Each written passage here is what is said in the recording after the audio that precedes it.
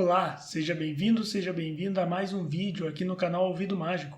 Antes de começar a história, quero pedir para você, que ainda não é inscrito, que se inscreva no canal e deixe o like.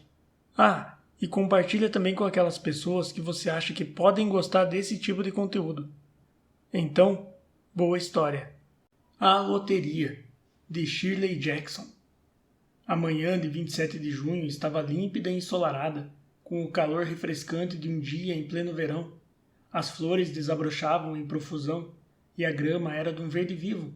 Os habitantes do vilarejo começaram a se reunir na praça, entre os correios e o banco, por volta de 10 da manhã. Em algumas cidades havia tantas pessoas que a loteria durava 2 dias e tinha que começar em 26 de junho. Neste vilarejo, porém, no qual havia apenas cerca de 300 pessoas, a loteria inteira durava menos de 2 horas. Por isso, podia começar às 10 da manhã e ainda acabar a tempo de permitir que seus habitantes voltassem a casa para fazer a refeição do meio-dia. Sem dúvida, as crianças foram as primeiras a se reunir.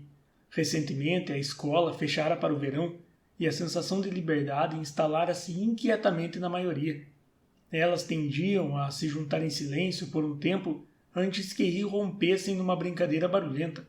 E a conversa ainda era sobre a turma e a professora, os livros e os castigos. Bob e Martin já encheram os bolsos com pedras. Os outros garotos logo seguiram seu exemplo e selecionaram as mais lisas e redondas.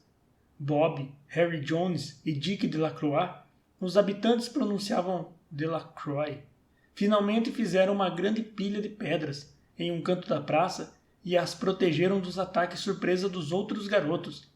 As garotas se mantiveram à distância e conversavam entre si, olhando por cima dos ombros para os meninos.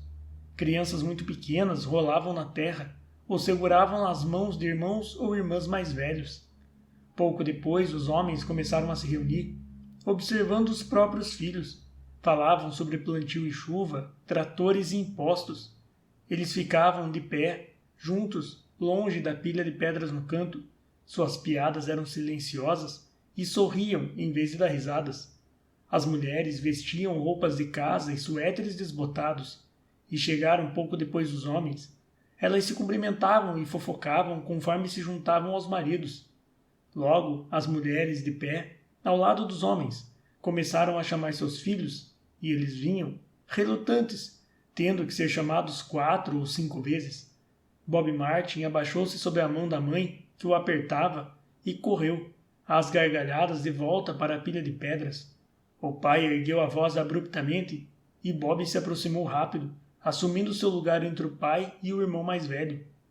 A loteria era conduzida, assim como as quadrilhas, o clube juvenil, o programa do Halloween, pelo Sr. Summers, que tinha tempo e energia para dedicar às atividades cívicas. Era um homem jovial, de rosto redondo, administrava o negócio de carvão, e as pessoas lamentavam por ele, pois não tinha filhos e a esposa era uma megera. Quando chegou à praça, carregando a caixa de madeira preta, ouviu-se um murmúrio de conversa entre os habitantes, e ele acenou e falou: "Um pouco atrasado hoje, amigos." O carteiro, o Sr. Graves, o acompanhava e trazia um tamborete com 3 pernas. O banquinho foi colocado no centro da praça, e o Sr. Summers pôs a caixa preta em cima dele. Os habitantes mantinham distância, deixando um espaço entre eles e o tamborete. E quando o Sr. Summers falou: "Algum de vocês, amigos, quer me dar uma ajuda?" Houve uma hesitação antes de 2 homens, o Sr. Martin e o seu filho mais velho Baxter, darem um passo à frente e segurarem a caixa, equilibrada no banquinho, enquanto o Sr. Summers remexia os papéis dentro dela. A parafernália original para a loteria fora perdida havia muito tempo, e a caixa preta, que agora estava apoiada no banco, havia sido posta em uso mesmo antes do velho Warner, o homem mais velho da cidade, nascer. O Sr. Summers conversava com frequência com os habitantes sobre fazer uma nova caixa, mas ninguém gostava de perturbar a tradição representada pelo objeto preto. Havia uma história de que a caixa atual fora feita com alguns pedaços da caixa que a precedera, que fora construída quando as primeiras pessoas se instalaram para criar um vilarejo aqui. Todos os anos após a loteria, o Sr. Summers começava a falar mais uma vez sobre uma nova caixa, mas todos os anos deixavam que o assunto morresse sem que alguma coisa fosse feita. A cada ano, a caixa preta ficava mais danificada. Agora nem era mais totalmente dessa cor, mas muito lascada em um dos lados, mostrava a cor original da madeira, e em alguns locais estava desbotada ou manchada. O Sr. Martin e o filho mais velho, Baxter, seguraram a caixa preta com firmeza em cima do banco até o Sr. Summers remexer totalmente os papéis com as mãos. Como a grande parte do ritual fora esquecida ou descartada, o Sr. Summers conseguira substituir as lascas de madeira usadas durante gerações por pedacinhos de papel. Lascas de madeira, argumentara ele, tinham servido muito bem quando o vilarejo era minúsculo, mas agora que a população era de mais de 300 habitantes e provavelmente continuaria a crescer, era necessário usar alguma coisa que coubesse mais facilmente na caixa preta. Na noite anterior à loteria, o Sr. Summers e o Sr. Graves prepararam os pedacinhos de papel e os guardaram na caixa. Ela foi então levada para o cofre da companhia de carvão do Sr. Summers e ficou trancada lá, até que ele estivesse pronto para levá-la à praça na manhã seguinte. No restante do ano, a caixa ficava guardada, às vezes em um lugar, outras vezes em outro. Ela passara um ano no celeiro do Sr. Graves e outro ano no chão dos correios, e algumas vezes era colocada em uma prateleira na quitanda de Martin e deixada ali. Ouvia-se um grande burburinho até que o Sr. Summers declarasse a loteria aberta. Havia listas a serem preparadas, com os chefes de família, chefes dos moradores de cada casa, moradores de cada casa em cada família, e o devido juramento feito pelo Sr. Summers ao carteiro, enquanto oficial da loteria. Antigamente, como se recordavam algumas pessoas, ocorria um tipo de recital, cantado pelo oficial da loteria, um cântico pouco melódico e monótono, que fora recitado apressadamente, como estava previsto a cada ano. Algumas pessoas acreditavam que o oficial da loteria costumava ficar simplesmente parado quando recitava ou cantava. Outros julgavam que ele deveria caminhar entre as pessoas, mas havia muitos anos que esta parte do ritual acabara caducando. Além disso, via-se um ritual de saudação que o oficial da loteria teria que usar ao se dirigir a cada pessoa que aparecia para sortear da caixa. Mas isso também mudara com o tempo, e agora somente era necessário que o oficial cumprimentasse cada pessoa que se aproximava. O Sr. Summers era muito bom nisso. Com a camisa branca limpa e a calça jeans azul, uma das mãos apoiada negligentemente sobre a caixa preta, ele parecia muito decente e importante ao conversar interminavelmente com o Sr. Graves e os Martin. Assim que o Sr. Summers finalmente parou de falar e se voltou para os habitantes reunidos, a Sra. Hutchinson veio apressadamente pelo caminho até a praça, com o suéter jogado sobre os ombros, e se esgueirou até o local no fundo da multidão. Esqueci completamente que dia era, falou a Sra. Delacroix, que estava de pé junto a ela, e ambas esboçaram um sorriso. Pensei que meu velho tivesse saído de novo para empilhar lenha, emendou a Sra. Hutchinson. E então olhei pela janela. Os garotos tinham sumido. Aí me lembrei de que era dia 27 e vim correndo. Ela enxugou as mãos no avental e a Sra. Delacroix falou: Mas você chegou a tempo? Eles ainda estão conversando por lá. A Sra. Hutchinson esticou o pescoço para enxergar através da multidão e viu o marido e os filhos de pé quase na frente. Ela tocou o braço da Sra. Delacroix para se despedir e começou a caminhar entre a multidão. As pessoas se afastavam de bom humor e a deixavam passar. 2 ou 3 disseram em voz alta o suficiente para serem ouvidas em meio à aglomeração: Lá vai a Sra. Hutchinson. E Bill, ela conseguiu, no fim das contas. A Sra. Hutchinson se aproximou do marido e o Sr. Summers, que estivera esperando, falou alegremente: Pensei que nós íamos ter que continuar sem você, Tessie. A mulher retrucou com um sorriso: Você não ia querer que eu deixasse a louça na pia, não é, Joe? E uma risada baixa percorreu a multidão conforme as pessoas voltavam para suas posições após a chegada da Sra. Hutchinson. Bem, agora, falou o Sr. Summers gravemente, acho melhor começar e acabar logo com isso para podermos voltar ao trabalho. Falta alguém aqui? Dunbar, responderam algumas pessoas. Dunbar, Dunbar. O Sr. Summers consultou a lista. Clyde Dunbar. Está certo. Ele quebrou a perna, não foi? Quem vai sortear por ele? Eu acho, falou uma mulher, e o Sr. Summers virou-se para fitá-la. A mulher sorteia pelo marido, respondeu ele. Você não tem um rapazinho para fazer isso por você, Jane? Embora o Sr. Summers e todos os outros no vilarejo soubessem a resposta perfeitamente bem, era tarefa do oficial da loteria fazer tais perguntas formalmente. O Sr. Summers aguardou com uma expressão de interesse polido, enquanto a Sra. Dunbar respondia. Horace tem apenas 16, respondeu com pesar. Acho que vou ter que substituir o meu velho esse ano. Muito bem, disse o Sr. Summers. Ele anotou na lista que estava segurando e depois perguntou. O garoto dos Watson vai sortear este ano? Um rapaz alto levantou a mão na multidão. Aqui, falou, vou sortear pela minha mãe e por mim.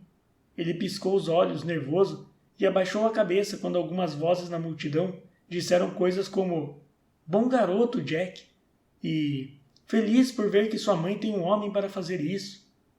Ora, emendou o Sr. Summers, acho que estão todos aqui. Será que o velho Warner conseguiu?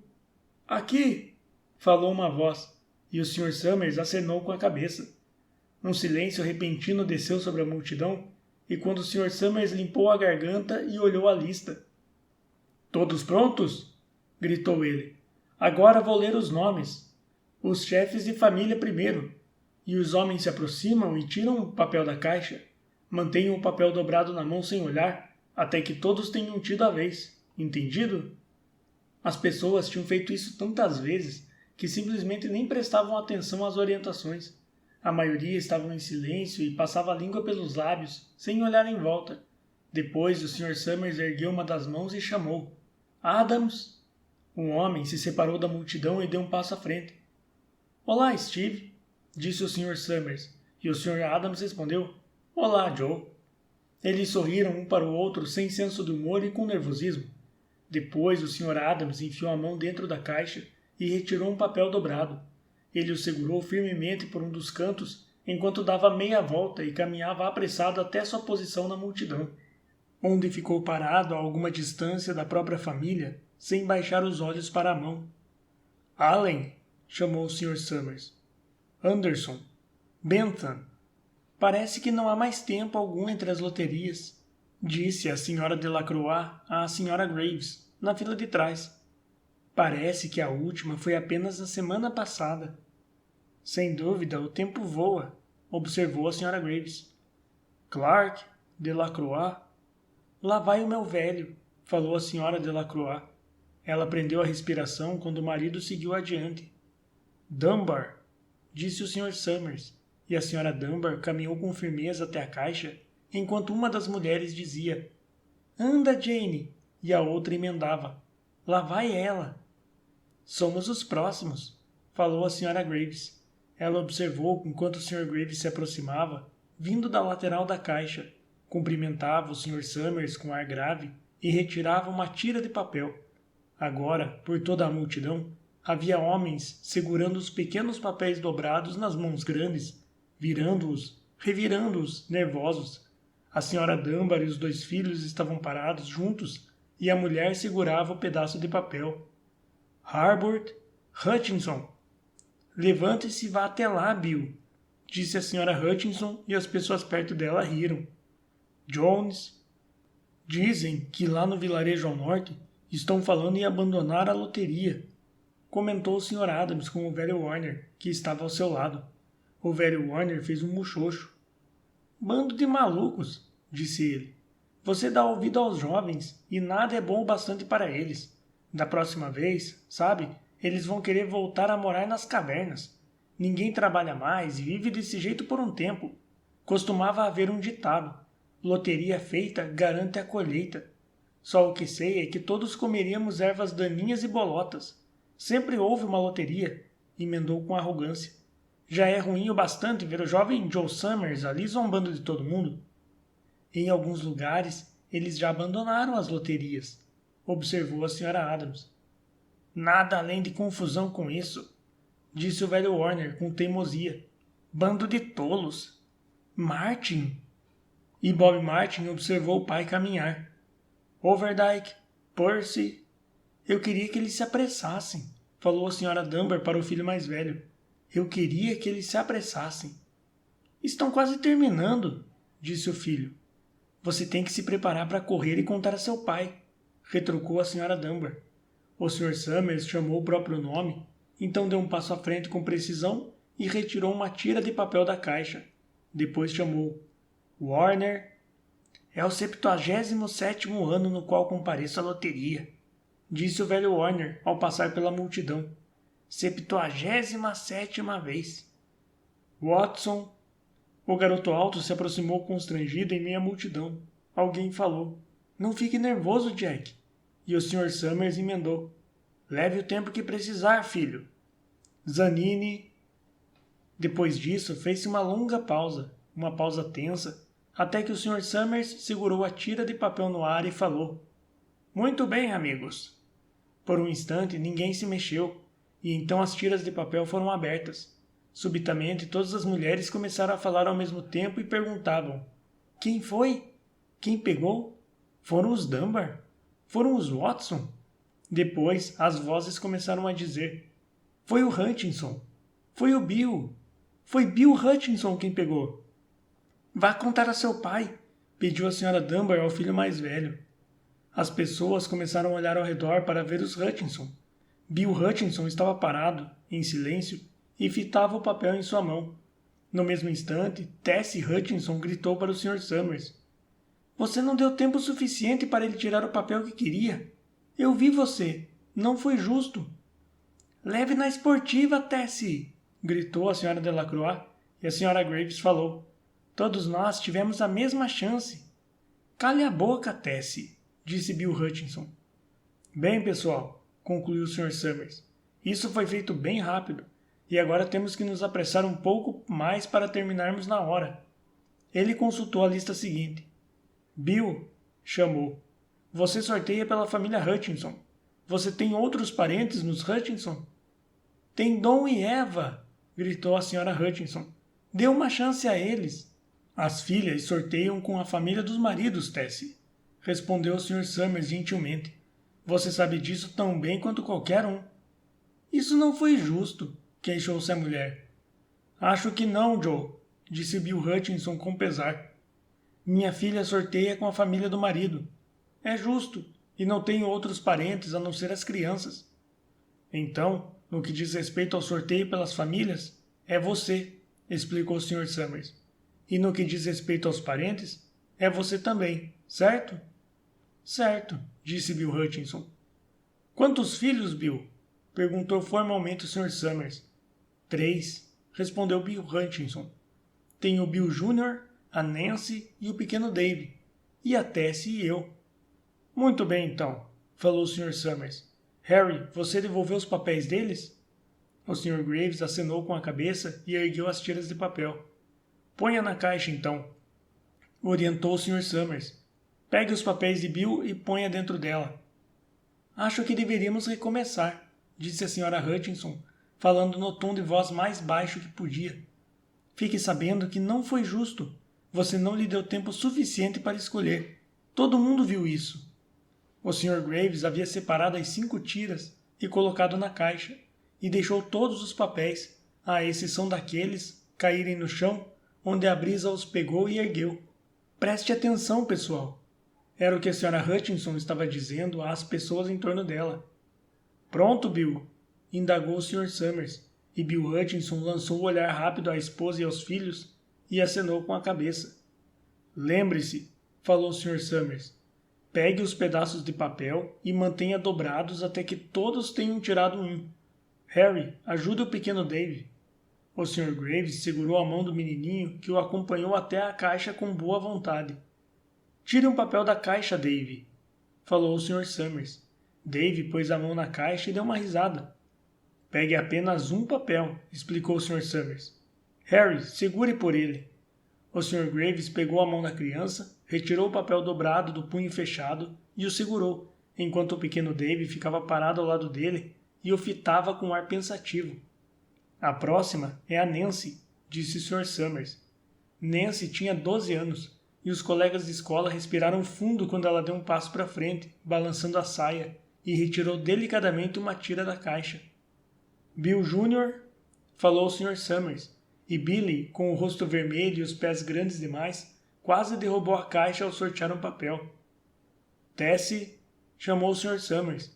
Ela hesitou por um instante e olhou ao redor, atrevida. Então estreitou os lábios e caminhou até a caixa, retirou um dos papéis e o segurou atrás de si.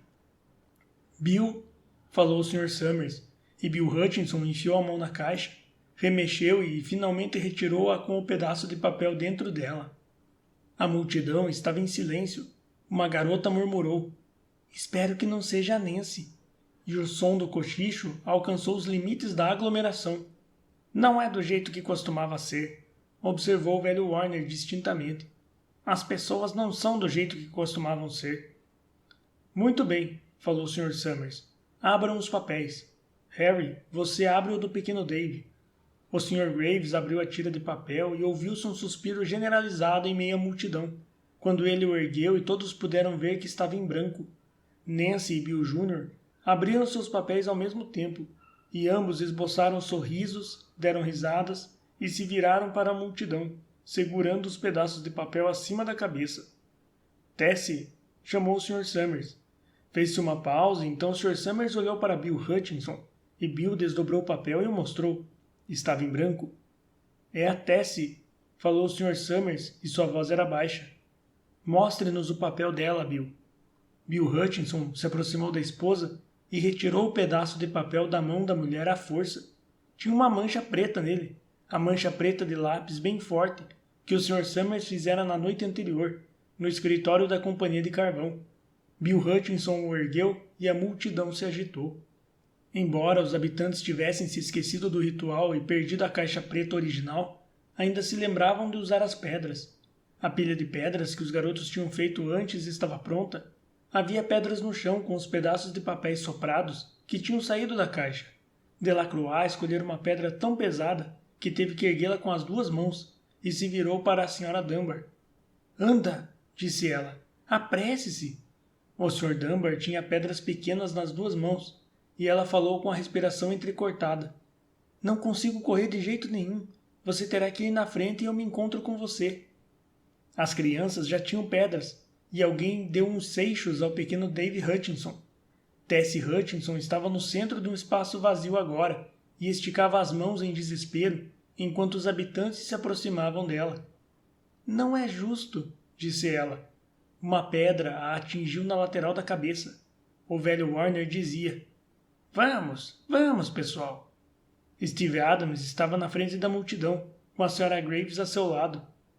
"Não é justo, não está certo", gritou a Sra. Hutchinson, e em seguida eles estavam sobre ela.